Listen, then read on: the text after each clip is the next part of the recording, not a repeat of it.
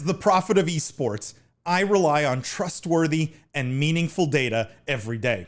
Data from our research partner, YouGov, offers the most complete view of esports fans and gamers in the world, providing context to who they are, what they think, the brands they buy, and things they do. YouGov's connected insights and research services inform strategy at every level. If you're a team, a brand, agency, or rights holder, you should be talking with YouGov. Their partners measure and maximize ROI and are telling compelling stories with data. Visit yougov.com/gaming-esports to learn more. No, but this story, guys, look, I said it at PAX. I think it was a little bit of an unpopular opinion at PAX at the time. This was 2 years ago now. But this is PlayVS in the news, and I hate seeing this. Like, I don't think this is anything any of us like to see, and it's not something I like to be right about. But the headline here is teachers say PlayVS wields partnerships to monopolize scholastic esports. And so what's happened here is basically they are telling tournament organizers, like competitors, anyone who could potentially run a tournament in schools, that they're misrepresenting that PlayVS can be the only provider of those esports. So let me just read the quote here. It says, the dispute has grown increasingly bitter in recent months, with multiple teachers alleging PlayVS and its CEO, Delane Parnell, are strong-arming school programs and misrepresenting the company's standing to position PlayVS as the sole provider of interscholastic high school esports. So in other words, they're going in, they're saying, no, you can't run an Overwatch tournament because we're the sole provider of Overwatch tournaments to high schools. And the problem with that is that Nintendo and Activision Blizzard, who are named in this article, have both said that their licensing agreement with PlayVS is not exclusive. So total misrepresentation to strong-arm schools into paying the $64 whatever per student per season that they charge. Jimmy, I already see you sort of, you know, hold on, I just want to read. Tom says, I knew it. Tom, I love that you knew that that's what I was referring to. But I did call PlayVS, and I did call it out 2 years ago. No one listened to me. I got a lot of hate for that, but I couldn't have been more right. Tom says, so this is what Marcus Howard was talking about on LinkedIn today. I didn't see this part. He was making sense. I didn't see it as well, but we're going to talk about it now. Jimmy, you were shaking your head. What's the lawyer's take here? So, you know, I was a defense attorney, so I'm just naturally skeptical of the sob story because I saw it every day, except mine were, you know, catastrophic personal injuries and some truly sad things. One, if this is true, where's the lawsuit? Because if there's some type of misrepresentation, overpayment, or interference with a business, and with these schools, you know, growing their businesses, attracting students, attracting money, developing programs, there's going to be a lawsuit to follow. So I will have not more sympathy, but I will believe the story a little bit more if there's a filing. Because if they think they can prove it in a court of law, then go for it. Secondly, you know, what's the other side here? Is this just a bunch of people that didn't really know what they were getting into, took the first person at their word, didn't vet it, and there's some type of lack of sophistication or understanding? You know, I'm not sure. I'm not here to defend PlayVS. This sounds like a very one-sided, you know, piece. And again, if there's truth to it, then there's a lawsuit to follow. If it's just people that were, I don't even think they were taken advantage of, if they just didn't really do their homework, ironic since they're the schools, then maybe that's the issue here. Whenever I get the sob story, I immediately kind of just put my wall up and I say, all right, let's don't go for emotion. Let's go for facts. And I don't see a lot of facts here. Jimmy, the evil lawyer. And you the evil lawyer. Money. You can blame here. You could blame the evil publishers like Activision. You could blame the horribly mismanaged, overcapitalized, you know, spending hundreds of millions of dollars PlayVS. and you choose to blame the schools that are just trying to run high school esports tournaments, who don't have money to sue even, right? Like they don't have money for books, let alone lawsuits.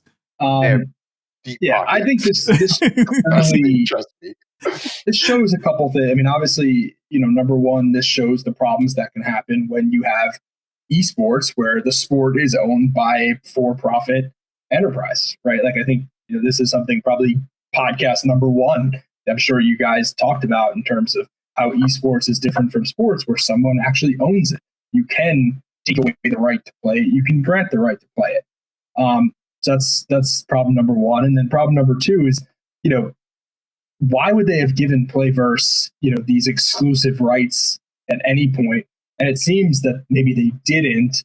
And hopefully what I think needs to happen here is the publishers need to come down. If that is the case where they didn't actually give these exclusive rights and PlayVS is basically claiming they have them when they don't, the publishers need to come down incredibly hard on PlayVS to save themselves, because this is a terrible look for the publishers to basically have a for-profit company shaking down high schools on behalf of their game. Like, it's just a terrible, terrible look. Yeah. But you kind of made the point. If that was the case, then that would have happened by now, right? Wouldn't the publishers have already pulled out? Well, they did make statements, to be clear. They made clarifications. Like, they didn't say we're pulling out of PlayVS the way all these sponsors pulled out of Overwatch when that filing happened. So again, where's the filing and where is everyone dropping PlayVS? If there's truth to it, that's what you would see. You're not saying you don't think maybe those contracts won't be renewed? Whatever contract they have with PlayVS may get a second look when the renewal comes up? There's a lot of questions. There's a lot of opportunity for what I'm saying to be proven wrong. I'm just saying until those steps happen, this is kind of taking a hypothetical to an extreme. There's not a lot of facts supporting the case here.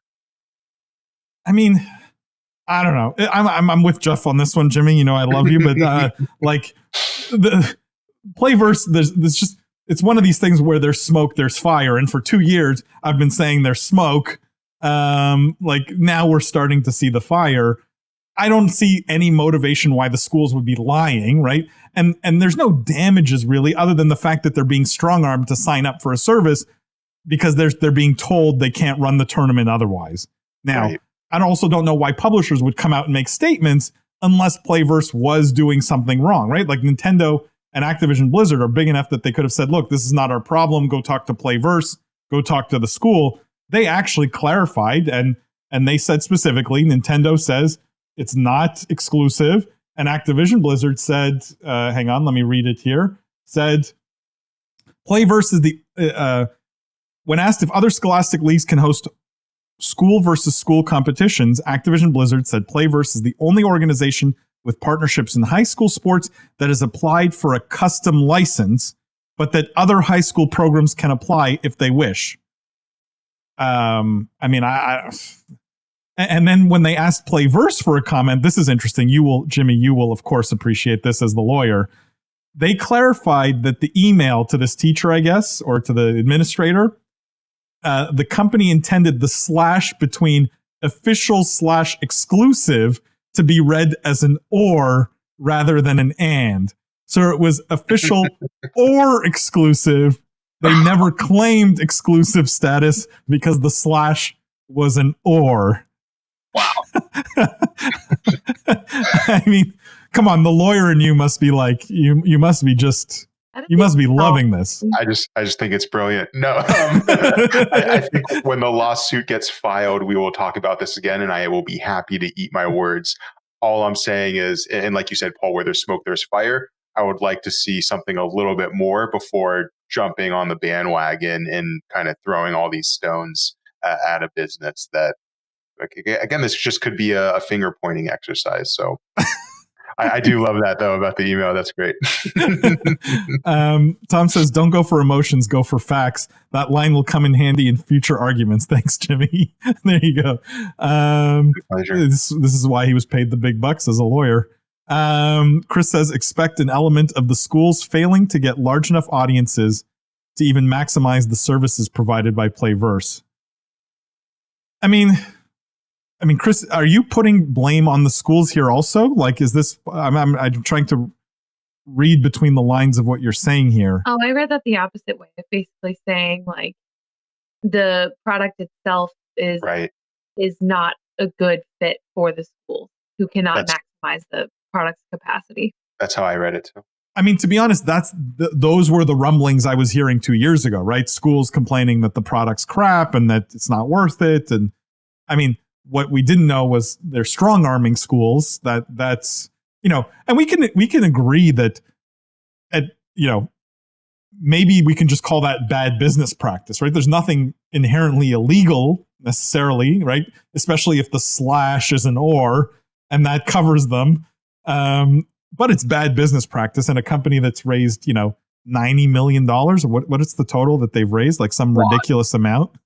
You would think the bar would be a little bit higher and the standards should be higher here. Any other thoughts on this, guys, before we move on? Oh, okay. Chris says Jimmy and Lindsay precisely. Okay, so you guys read it right.